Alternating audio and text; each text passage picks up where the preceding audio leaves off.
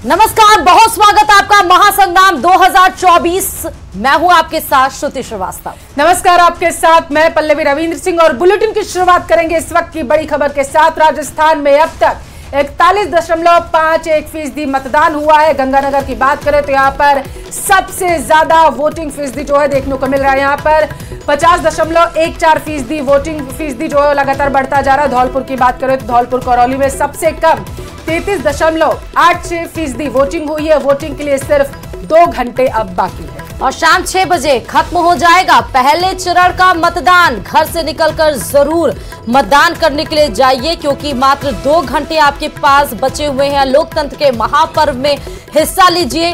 114 तस्वीरों की किस्मत ईवीएम में कैद होगी। और हमारे साथ खबर पर लगातार हमारे रिपोर्टर ग्राउंड जीरो से जुड़े हुए हैं। 12 सीटों पर लगातार कवरेज आपको न्यूज 18 राजस्थान दिखा रहा है, क्योंकि हमारे साथ अभी मौजूद है हमारे साथ लवली और साथ ही भरतपुर से हमारे साथ संवाददाता जुड़े हुए। लेकिन उससे पहले लवली का रुख करेंगे। लवली, इससे पहले जब तस्वीरें हमने देखी थी तो लोगों में उत्साह जो था वो कम देखने को मिल रहा था। अभी क्योंकि शाम का वक्त हो चला है, दिन ढल चुका है, लोग घर से निकले या अभी भी कैद है? बताइएगा जरा सा, तस्वीरें भी दिखाते रहिएगा।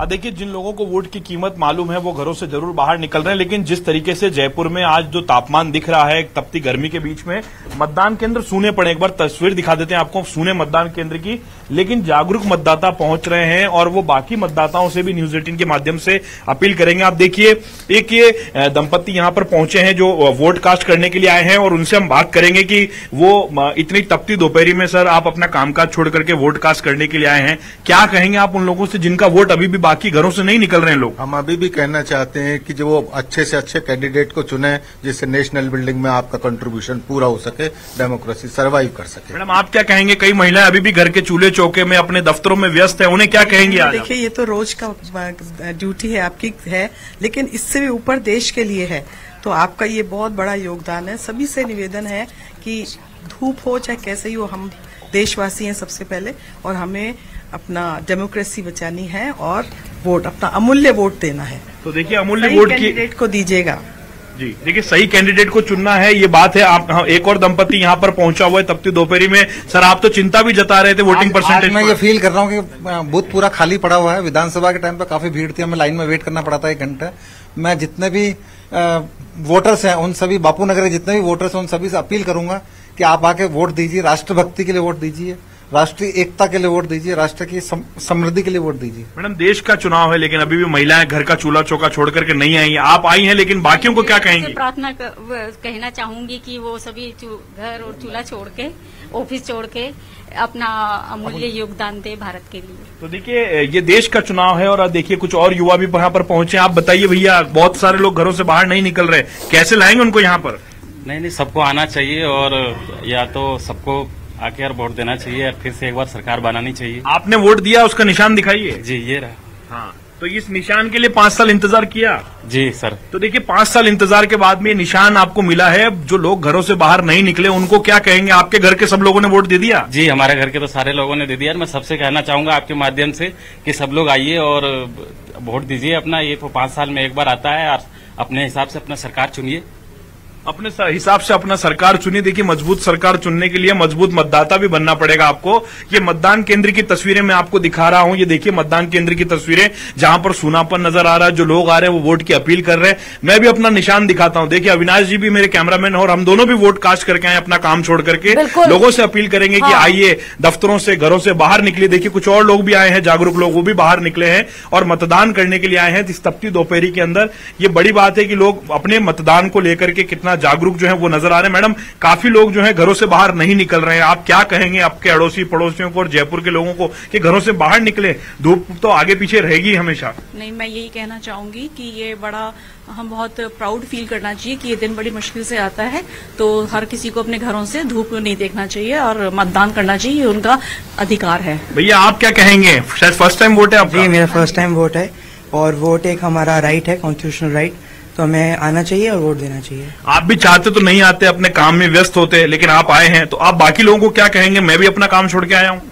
जी, मैं अपना काम छोड़ के आया हूँ और मेरे को लगता है देश से ऊपर कोई और काम नहीं है, तो सबसे पहले यही होना चाहिए। ये देखिए साहब, आपने सुना देश से ऊपर कुछ नहीं है, जाइए, आपका बिल्कुल। इंतजार हो रहा है अंदर लवली, मतदान के लिए। बहुत ही- तो देखिए ये मतदान केंद्र जो है, बिल्कुल बिल्कुल लवली कि और बात बिल्कुल सही कही है। निरंजन पोद्दार जी भी हमारे साथ लगातार जुड़े हुए हैं, अरबाज हमारे साथ इस बीच में जुड़ चुके हैं। निरंजन जी, मैं आपसे रिएक्शन लूंगी कि आखिर विधानसभा में इतनी लंबी कतारें देखी गई थी, लेकिन लोकसभा में क्यों नहीं। लेकिन हमारे साथ दीपक और अरबाज जुड़े। दीपक के पास चलते हुए भरतपुर का माहौल कैसा है, क्योंकि आप जिस बूथ संख्या पे खड़े हैं दीपक, पीछे सन्नाटा नजर आ रहा है। देखिए, बिल्कुल पल्लवी, भरतपुर की बात की जाए तो भरतपुर के जो अमूमन मतदान केंद्र है वो पूरी तरह से खाली नजर आ रहे हैं। तेज धूप और गर्मी की वजह से जो मतदाता है वो नहीं निकल रहे हैं, और जिसका कारण ये है कि मतदान केंद्रों पर जो कर्मचारी हैं वो बिल्कुल बैठे हुए हैं, यानी कि मतदाता नहीं पहुंच रहे हैं। और 37.28% मतदान भरतपुर लोकसभा क्षेत्र में अभी हुआ है, और काफ़ी कम मतदान जो प्रतिशत है मतदान का वो ये है, क्योंकि 4 बज चुके हैं और अब कुछ ही समय बचा है, 2 घंटे बचे हैं मतदान करने के लिए। लेकिन आप देखिए मतदान केंद्र की तस्वीर दिखाना चाहूंगा कि ये तस्वीर है मतदान केंद्र की, जहां पर आपको इक्का दुक्का जो लोग हैं वो नजर आएंगे, कर्मचारी आपको नजर आएंगे, लेकिन मतदाता जो है वो आपको यहां पर नजर नहीं आएंगे। और ये तस्वीर किस तरह से बयां करती है कि लोकतंत्र में जो लोगों को भागीदारी निभानी चाहिए थी वो अपनी भागीदारी सुनिश्चित नहीं कर रहे हैं। एक जो माता जी है वो बड़े लंबे वक्त से यहाँ पर जो है आई हैं, क्योंकि काफी देर से ये सुनसान पड़ा हुआ था बूथ। और उधर सामने देखिए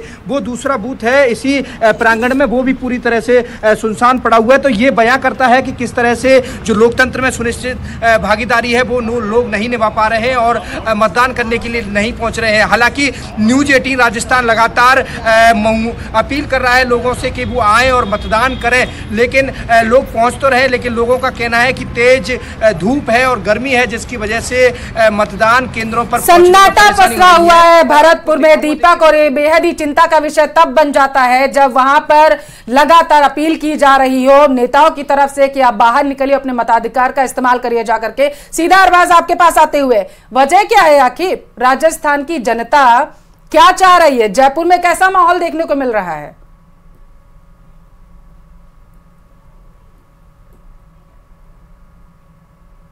कि जो वोटिंग टर्नआउट होता है उसको लेकर के कई तरह के ट्रेंड देखने को मिलते हैं।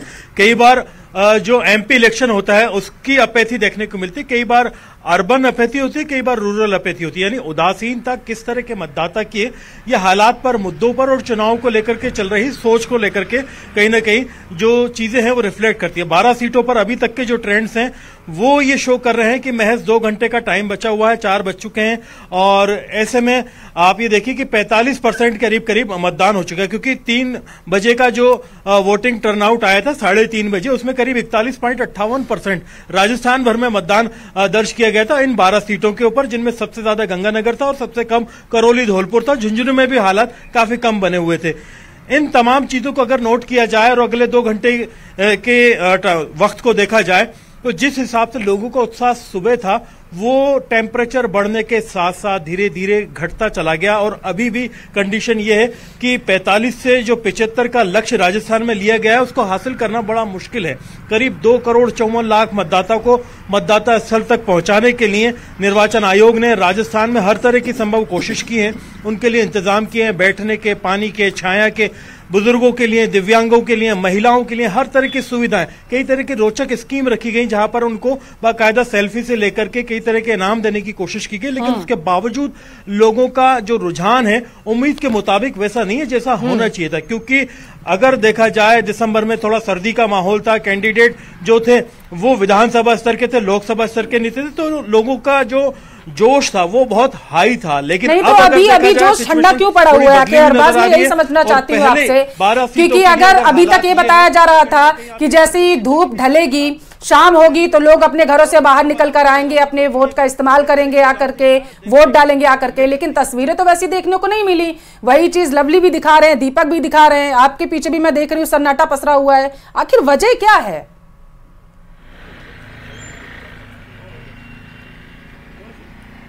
अरबाज, देखिए कुछ चीजें होती हैं जो ट्रेंड होते हैं, वो कहीं ना कहीं लोगों की सोच और कौन से मुद्दे काम कर रहे हैं ये बात रिफ्लेक्ट करती है।